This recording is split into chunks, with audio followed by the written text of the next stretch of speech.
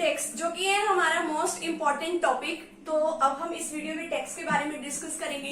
अब टैक्स क्या है? अब tax is a compulsory payment. अब ये कंपलसरी पेमेंट है, जिसके ऊपर लगाया उसको तो पूरा करना ही पड़ेगा। अब जैसे डायरेक्ट टैक्स है, डायरेक्ट टैक्स का मतलब क्या होता है? जिसके ऊपर लगाया उसको पे करना पड़ेगा। इनकम टैक्स जैसे कि लगता है, जिसकी इनकम ज्यादा होगी उसके ऊपर टैक्स लगता है ना, तो वो जो है वो पर्सन गवर्नमेंट को क्या देगा? टैक्स देगा। तो इस तरीके से हम कह सकते हैं कि tax is a compulsory payment made by the people.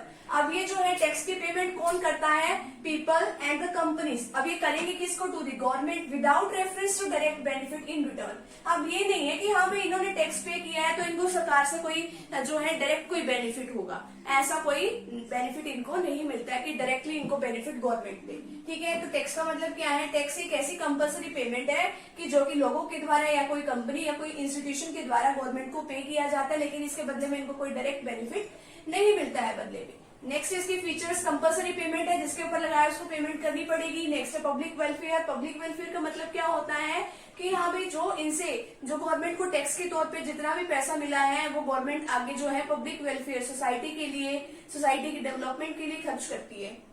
Next legal procedure. अभी जो टैक्स लेने देने का काम होता है ना, अभी जैसे गवर्नमेंट के पास टैक्स जमा कराना है वो भी एक लीगल प्रोसीजर के साथ होगा।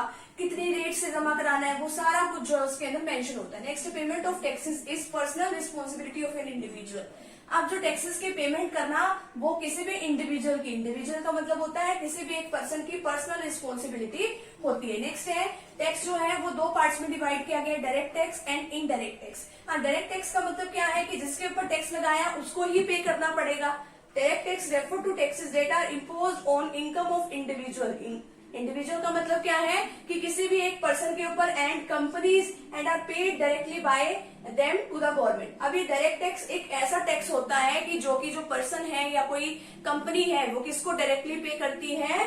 गवर्नमेंट को पे करती है। फॉर एग्जाम्पल जैसे इनकम टैक्स है, इंटरेस्ट टैक्स है। नेक्स्ट है इनडायरेक्ट टैक्स। इनडायरेक्ट टैक्स का मतलब कि यहाँ पे जिसके ऊपर टैक्स लगा वो नहीं पे करता गवर्नमेंट को। ठीक है, वो किससे ले लेता है? वो आगे जिसने आगे किसी और को सामान सेल कर दिया तो उसको वो जो टैक्स है वो पे करना पड़ेगा।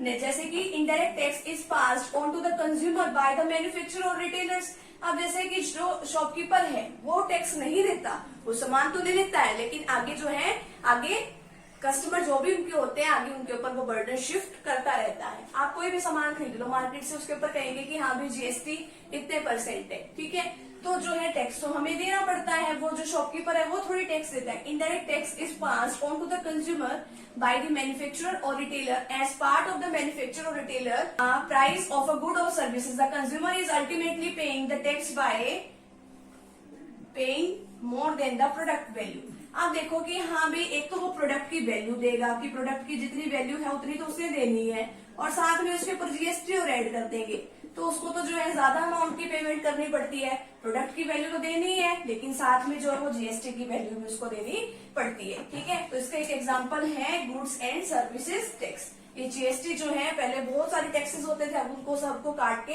एक टैक्स बना दिया गया है जीएसटी। ये एक इनडायरेक्ट टैक्स का अच्छा एग्जांपल है, यानी कि जिसके ऊपर टैक्स लगा उसको नहीं देना, वो अपना बर्डन आगे किसी और को जो है ट्रांसफर कर देते हैं। इस तरीके से जो टैक्स है वो लगाया जाता है, लेकिन डायरेक्ट टैक्स में ऐसा नहीं होता।